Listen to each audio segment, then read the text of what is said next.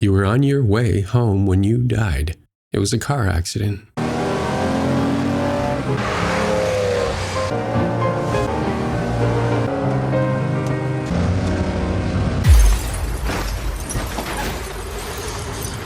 Nothing particularly remarkable, but fatal nonetheless. You left behind a wife and 2 children. It was a painless death. The EMTs tried their best to save you, but to no avail. Your body was so utterly shattered, you were better off.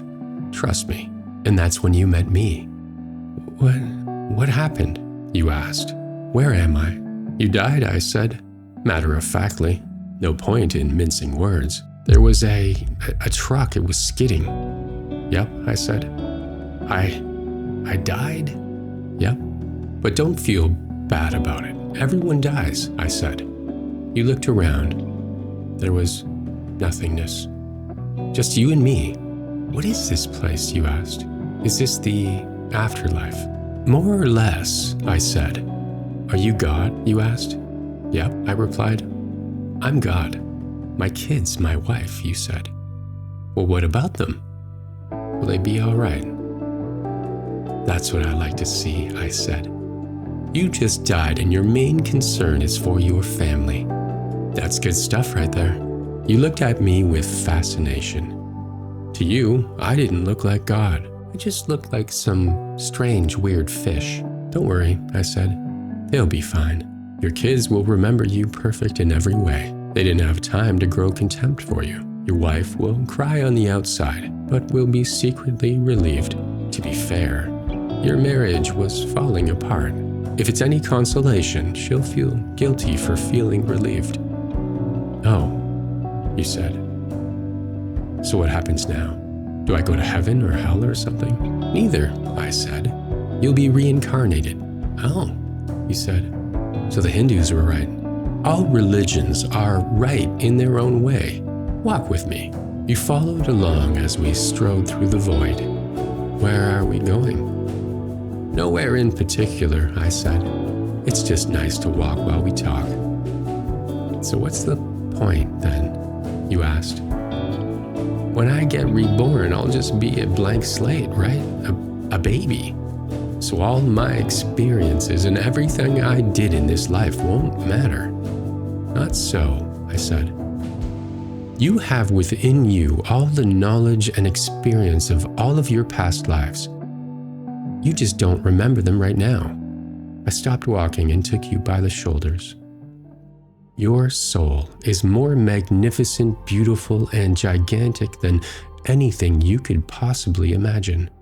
A human mind can only contain a tiny fraction of what you are.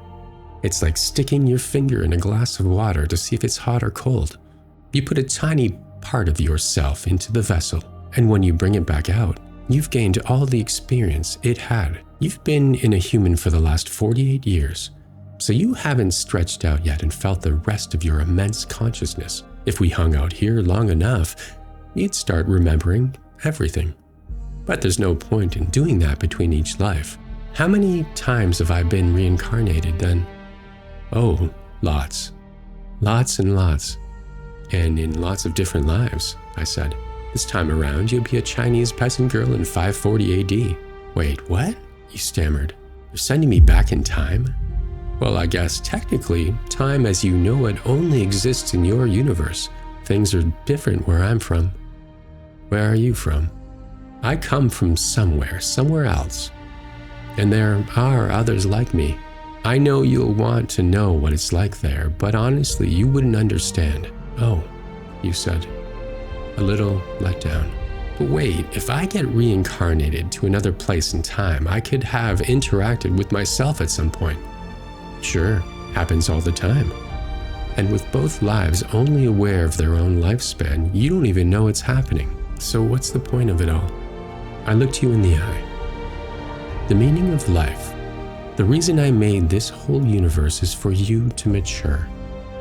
You mean mankind? You want us to mature? No, just you. I made this whole universe for you. With each new life, you grow and mature. I become a larger and greater intellect. Just me. What about everyone else? There is no one else, I said. In this universe, there's just you and me. You stared blankly at me. But all the people on Earth, all you, different incarnations of you. Wait, I'm everyone? Now you're getting it, I said. Every human being who has ever lived, or will ever live, yes. I'm Abraham Lincoln, and you're John Wilkes Booth too, I added. I'm Hitler, you said, appalled. And you're the millions he killed. I'm Jesus, and you're everyone who followed him. You fell silent. Every time you victimized someone, I said, you were victimizing yourself. Every act of kindness you've done to yourself. Every happy and sad moment ever experienced by any human was, or will be, experienced by you. You thought for a long time. Why, you asked, why do all of this? Because someday you will become like me. Because that's what you are. You're one of my kind. You're my child. Whoa, you said, incredulous. You mean I'm a god? No, not yet. You're a fetus. You're still growing. Once you've lived every human life throughout all time, you will have grown enough to be born.